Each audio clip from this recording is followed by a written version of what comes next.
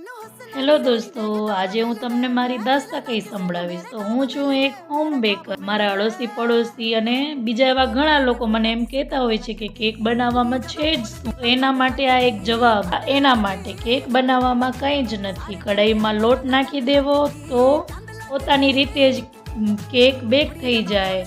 ઉપરથી ક્રીમ નાખી દેવું તો ડિઝાઇન બનીને તૈયાર થઈ જશે.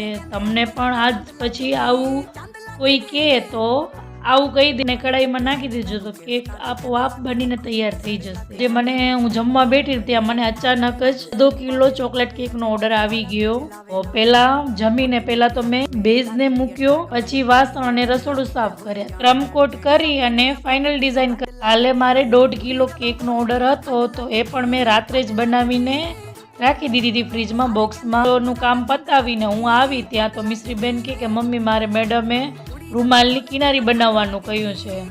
કિનારી લઈને બેઠીને જેનું કામ હતું એ તો બધા કુંભકરણની જેમ સૂતા હતા. મને તો રોવું આવતું હતું પણ શું કરે, કરવું પડે એમ હતું. બેનને તેમ લાગે કે મિશ્રીની મમ્મી નવરી જ બેઠી આખો દિવસ ઘરે. જો તમને વિડીયો ગમ્યો હોય તો લાઈક, શેર એન્ડ સબસ્ક્રાઈબ કરવાનું ભૂલશો નહીં. બાય બાય, મળીશું નવા વિડીયો સાથે.